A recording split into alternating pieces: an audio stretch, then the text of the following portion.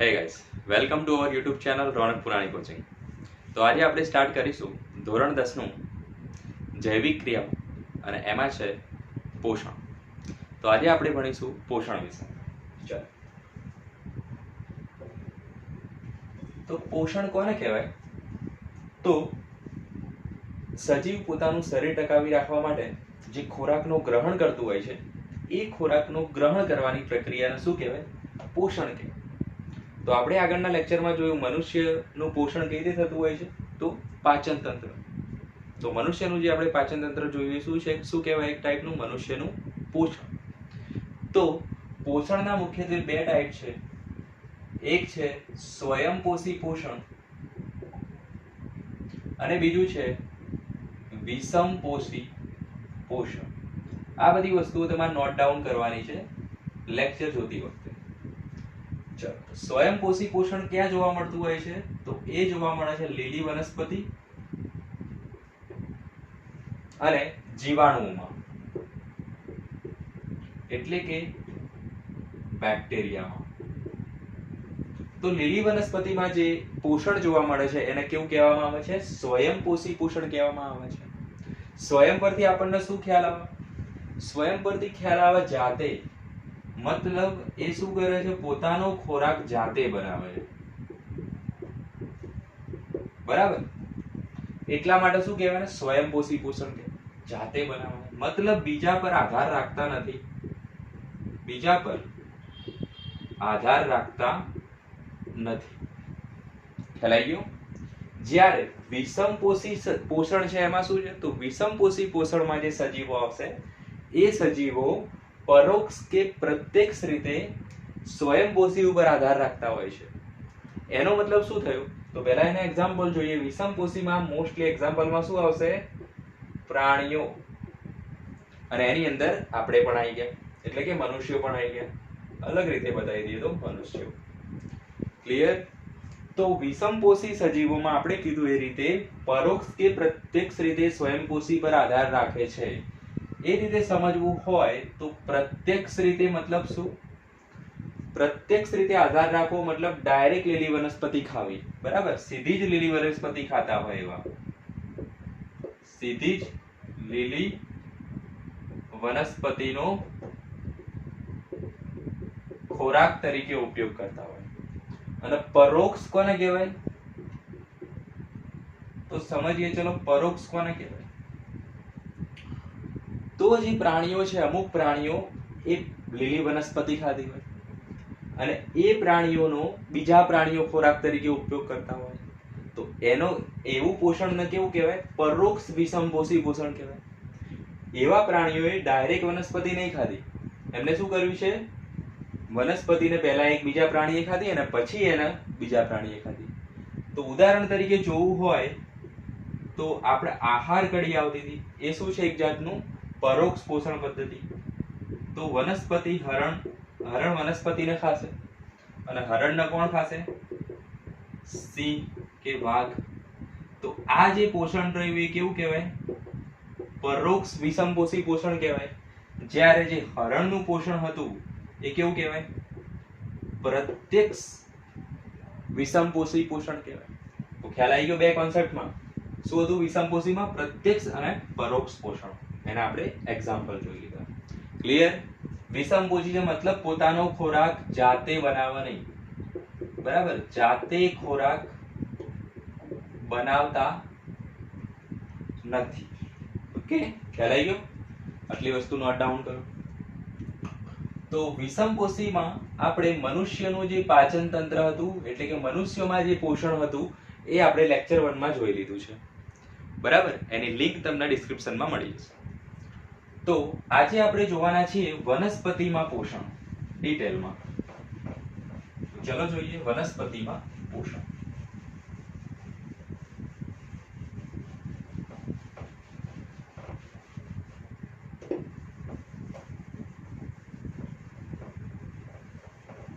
તો તમે બધા જાણો છો વનસ્પતિ પોતાનો ખોરાક કેવી રીતે બનાવે છે? વનસ્પતિ પોતાનો ખોરાક પ્રકાશ સંશ્લેષણથી બનાવતી હોય છે. આવું તમને થોડું ખ્યાલ હશે, પણ આપણે થોડુંક હજુ ડિટેલમાં જોઈશું આ લેક્ચરમાં. તો ચલો જોઈએ વનસ્પતિમાં પોષણ ડિટેલ. ઓકે, તો આપણે ચલો વનસ્પતિ દોરી દઈએ. બરાબર, થોડુંક ફીલ લેવા માટે દોરી દઈએ છીએ વનસ્પતિ. ઓકે, ચલો બરાબર છે ને. ચલો તો આ થઈ ગયું વનસ્પતિ. અહીંયા છે એના પાન. ઓકે, એને આપણે ઝૂમ કરીને બતાવી દઈશું. ચલો, તો વનસ્પતિ સૂર્યપ્રકાશની હાજરીમાં પોતાનો ખોરાક બનાવે છે. આ બધું તમે જાણો છો. તો ચલો ડિટેલમાં જોઈએ.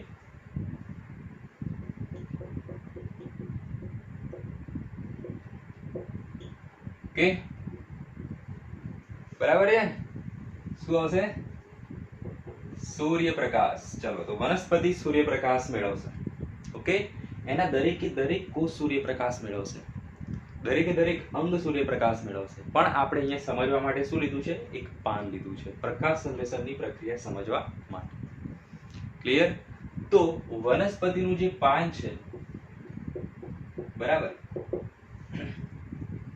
એની પણ આપણે અંદર જઈએ તો એની અંદર ઘણા બધા કોષ આવેલા હોય, તમે જાણો છો એ પ્રમાણે. એમાંથી જોઈએ તો વનસ્પતિના પાન ઉપર નાના નાના છિદ્રો આવેલા હશે. બરાબર, અને એ છિદ્રોને કહેવામાં આવે છે વાયુરંધ્ર. શું આવેલું હોય છે?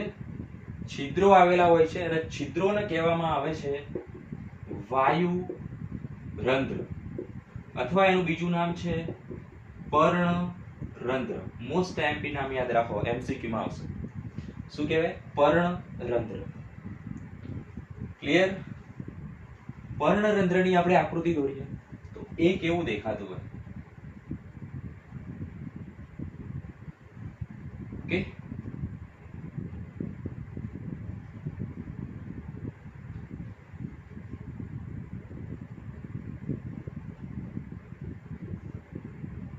આ થઈ ગયું છિદ્ર એનું. બરાબર, આ થઈ ગયું એનું છિદ્ર.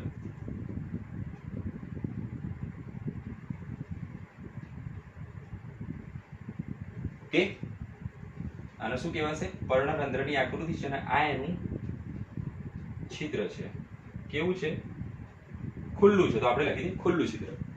બરાબર, અને આ જે કોષ દેખાય આજુબાજુ, બે કોષો વટાણના દાણા જેવો આકાર ધરાવે છે. બરાબર, આ જે કોષ દેખાય છે બંને બાજુના, એ બંને કોષોને કહેવાય રક્ષક કોષો. એટલે કે પર્ણનું જે છિદ્ર છે, પર્ણરંધ્રનું જે છિદ્ર, એનું રક્ષણ કરે છે. એટલે એનું નામ શું છે ભાઈ? રક્ષક કોષો. તો છિદ્રની આજુબાજુ કેટલા રક્ષક કોષો આવેલા હોય છે?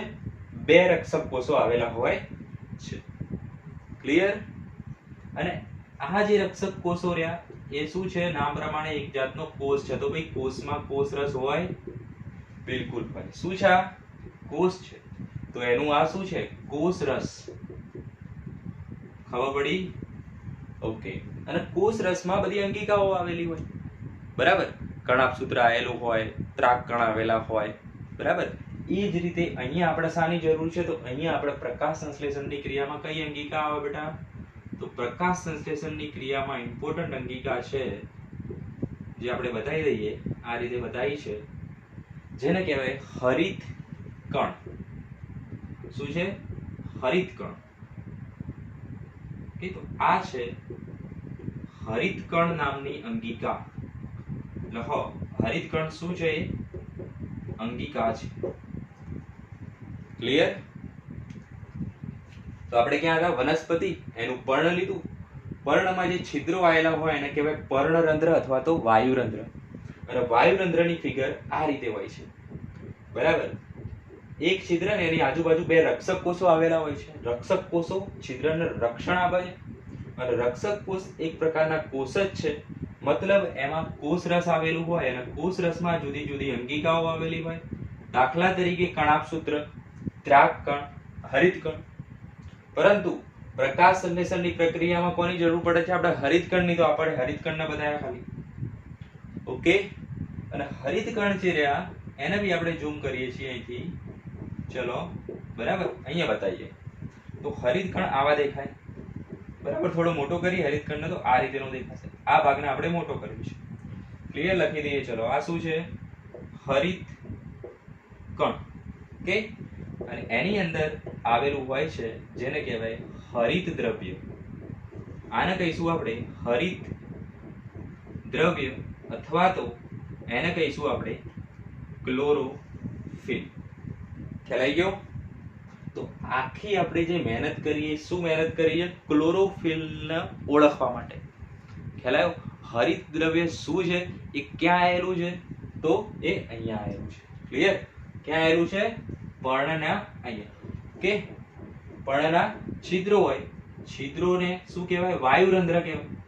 અને વાયુરંધ્રના છિદ્રની આજુબાજુ જે રક્ષક કોષ આવેલા છે એની અંદર હરિતકણ નામની અંગિકા આવેલી હોય, અને હરિતકણ નામની અંગિકાની અંદર જે દ્રવ્ય આવેલું હોય છે એ છે ક્લોરોફિલ. તો અહીંયા આપણે બતાવી શકશું ક્લોરોફિલ. ઓકે, જે આપણે ઝૂમ કરીને બતાવ્યું છે અલગ અલગ રીતે. અહીંયા આવેલું હોય છે ક્લોરોફિલ પર્ણમાં. ક્લિયર? તો પ્રકાશ જ્યારે પડે છે ત્યારે એ પ્રકાશને શોષવાનું કામ કોણ કરે છે? ક્લોરોફિલ કરે છે. ચલો, પહેલો પોઈન્ટ આવશે. શું છે? ક્લોરોફિલ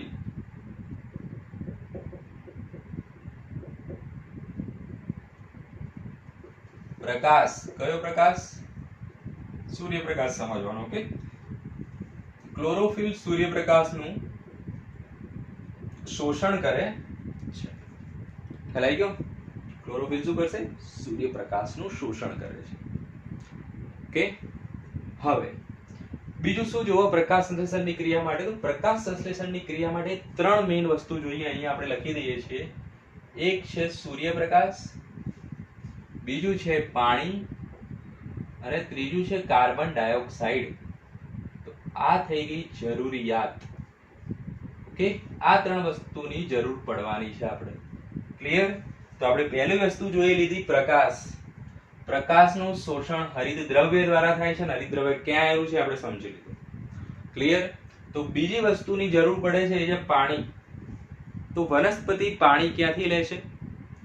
તો મોટા ભાગે વનસ્પતિ પાણીનું શોષણ ભૂમિમાંથી કરતું હોય છે. એટલે કે અહીંયા વનસ્પતિના મૂળ આવેલા હોય. ક્લિયર? અને આ છે જમીન. તો જમીનની અંદર જે પાણી હોય, બરાબર, એનું શોષણ મૂળ દ્વારા કરે છે વનસ્પતિ. ખ્યાલ આવી ગયો? ઓકે, બરાબર. તો આ શું છે? ભૂમિમાંનું પાણી છે. ક્લિયર? તો એ પાણીનું શોષણ વનસ્પતિ કરે છે મૂળ દ્વારા. ઓકે, અને એ ક્યાં જશે? પર્ણમાં જશે. ખ્યાલ આવી ગયો? તો આ જે પાણીને અંદર લઈ જાય છે એ આ જે પેશી આવેલી હોય છે એનું નામ છે જલવાહક પેશી. શું નામ છે? જલવાહક પેશી. ખાસ યાદ રાખો, લખવાનું નોટ કરો. ચલો, તો ભૂમિમાંથી જે પાણી લઈ જાય છે વનસ્પતિ, એ કઈ પેશી દ્વારા લઈ જાય છે? જલવાહક પેશી દ્વારા લઈ જાય છે. અને ભૂમિની અંદર કેટલાક મિનરલ્સ આવેલા હોય છે, એ મિનરલ્સને પણ જલવાહક પેશી લઈ જતી હોય છે. મિનરલ્સને કહેવાય ખનિજ ક્ષારો. બરાબર? તો પાણી અને ખનિજ ક્ષારો બંનેને કોણ લઈ જાય છે? જલવાહક પેશી લઈ જાય છે. ક્લિયર? ખનિજ ક્ષારોની અંદર આપણે આયર્ન, મેગ્નેશિયમ, બરાબર, એ બધી વસ્તુઓ લઈ શકીએ છીએ. નાઇટ્રોજનનું પણ શોષણ મોટે ભાગે વનસ્પતિ દ્વારા થતું હોય છે. બરાબર? પાણી, ખનિજ ક્ષારો અને નાઇટ્રોજન. આને આપણે છેલ્લે જોઈશું. ઓકે, ચલો, તો 2 વસ્તુ આપણે જોઈ લીધી. એક પ્રકાશની પ્રાપ્તિ અને બીજું પાણીની પ્રાપ્તિ. પાણીની પ્રાપ્તિ ક્યાંથી થાય? મૂળમાંથી થશે. જલવાહક પેશી આને ખેંચીને ઉપર લઈ જશે. ઓકે, પર્ણ સુધી પહોંચાડશે. ચલો ભાઈ, પ્રકાશ સંશ્લેષણ માટે 2 વસ્તુ આવી ગઈ. અહીંયા કઈ વસ્તુ આવી? એક પ્રકાશ અને બીજું પાણી. હવે શું જોવે છે? Carbon dioxide. તો કાર્બન ડાયોક્સાઇડ ક્યાંથી મળશે? ચલો, તો જે જરૂરિયાત હતી એને આપણે રાઉન્ડમાં બતાવી દઈએ. બરાબર? જરૂરિયાત વાળી 2 વસ્તુ હતી.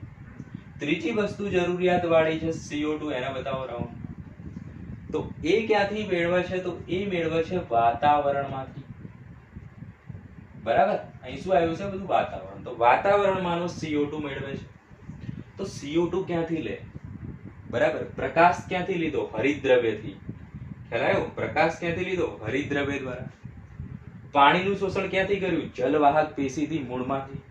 એ જ રીતે CO2 વાયુ ક્યાંથી લેશે? તો CO2 વાયુ જે છે એ લેશે આ છિદ્ર દ્વારા. ખ્યાલ આવ્યો? ક્યાંથી લેશે? વાયુ રંધ્રના છિદ્ર દ્વારા. કે તો CO2 વાયુ ક્યાંથી અંદર જશે? રંધ્ર દ્વારા. તો ત્રણ વસ્તુઓ જોઈ લઈએ આપણે. ક્લોરોફિલ દ્વારા સૂર્યપ્રકાશનું શોષણ થયું. બીજી વસ્તુ શું હતું? મૂળ દ્વારા જલવાહક પેશી થ્રુ, એટલે કે જલવાહક પેશી દ્વારા થઈને એની મદદથી કોનું શોષણ કર્યું? પાણીનું શોષણ કર્યું છે. ખ્યાલ આવી ગયો વસ્તુમાં? એ રીતે લખાય. મૂળ દ્વારા જલવાહક પેશીથી પાણીનું શોષણ કરે છે. અને વાયુ રંધ્રના છિદ્ર દ્વારા કોનું શોષણ કર્યું એને? તો વાયુ રંધ્રના છિદ્ર દ્વારા એને શોષણ કર્યું CO2 નું. તો આપણી જોડે ત્રણે ત્રણ વસ્તુનું શોષણ થઈ ગયું. એક પ્રકાશ, પાણી અને CO2, ત્રણે ત્રણ વસ્તુ આવી ગઈ છે. ખ્યાલ આવી ગયો? હવે શું થશે? તો ચલો લખી દો ત્રણે ત્રણ વસ્તુઓ.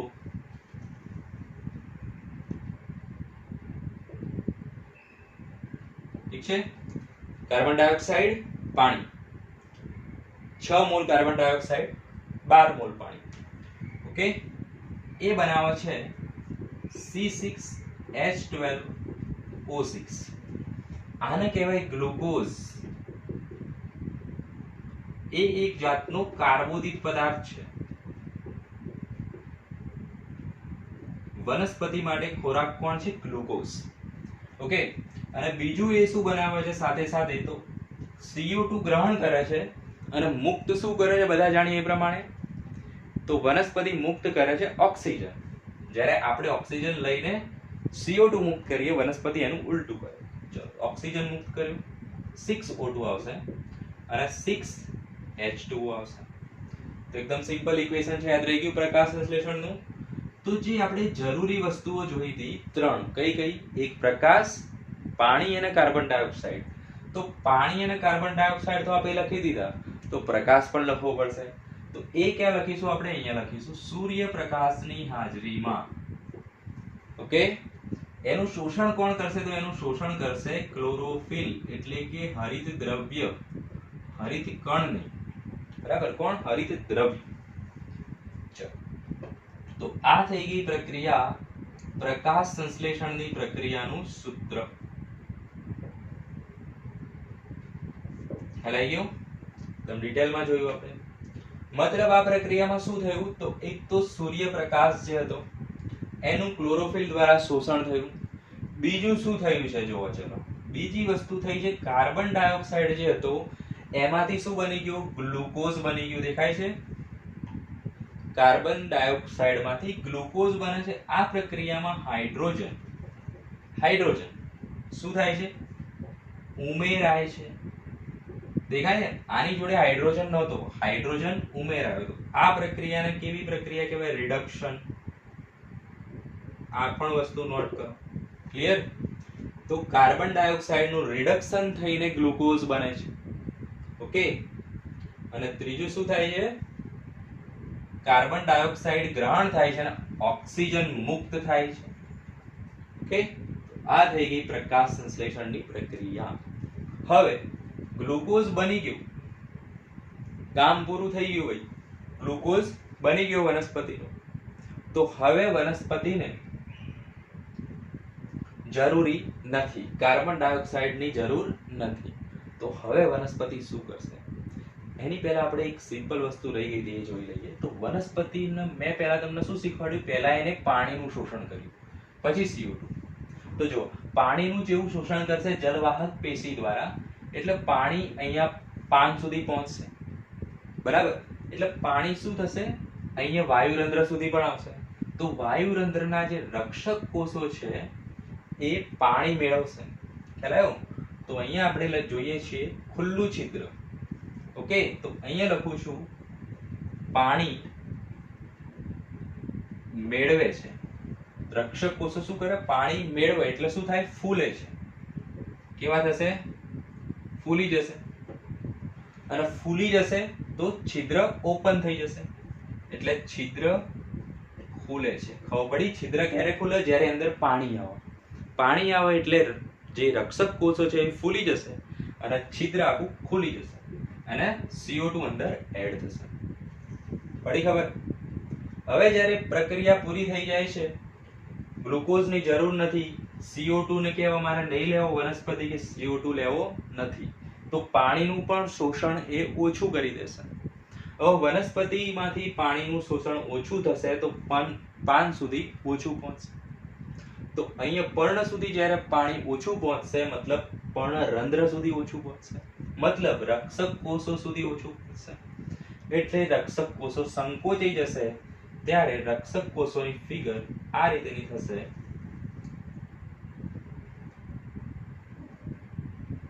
આ રક્ષક કોષો સંકોચાઈ ગયા, છિદ્ર થઈ ગયું બંધ. ખ્યાલ આવી ગયો? ક્યારે છિદ્ર બંધ થશે? જ્યારે પાણી પહોંચશે નહીં ત્યારે. પાણી નહીં પહોંચે તો આ સંકોચાઈ જશે. લખો પાણીનો અભાવ કે રક્ષક કોષો સંકોચાય છે અને છિદ્ર બંધ થાય છે. તો આ બે વસ્તુ ખાસ એડ કરજો લાસ્ટમાં. ઓકે, પણ રંધ્રનું છિદ્ર ક્યારે ખુલે છે અને ક્યારે બંધ થાય છે, તો ખ્યાલ આવી ગયો હશે. તો આ વસ્તુ આવશે લાસ્ટમાં. ઓકે, ચલો. તો આ થઈ ગઈ ડિટેલ એકદમ પ્રકાશ સંશ્લેષણની પ્રક્રિયાની. ઓકે, અને લાસ્ટમાં હતું આપણે જોયું હતું કે આ છેલ્લે જોઈશું તો વનસ્પતિ પાણી અને ખનિજ ક્ષારોનું શોષણ કોના દ્વારા કરે છે? તો જલવાહક પેશી દ્વારા કરે છે. જ્યારે નાઇટ્રોજનનું શોષણ એ નાઇટ્રેટ કે નાઇટ્રાઇટ સ્વરૂપે કરે છે. બરાબર? કેવી રીતે કરે છે? લખો તો નાઇટ્રોજનનું શોષણ વનસ્પતિ નાઇટ્રેટ કે નાઇટ્રાઇટ સ્વરૂપે જલવાહક પેશી દ્વારા કરે છે. અને એમાં કોણ એમને નાઇટ્રેટ અને નાઇટ્રાઇટ બની આપે છે? તો કેટલાક bacteria, rhizobium type of bacteria. બરાબર? રાઇઝોબિયમ નામના જે બેક્ટેરિયા છે એ નાઇટ્રોજનનું શોષણ કરી આપે છે વનસ્પતિને. ક્લિયર? તો હવે ગ્લુકોઝ બની ગયું તો ગ્લુકોઝને કોઈ જુદા જુદા અંગો સુધી બી પહોંચાડવો પડશે. ખાલી પર્ણ ખાઈ લે એવું તો બને નહીં. બરાબર?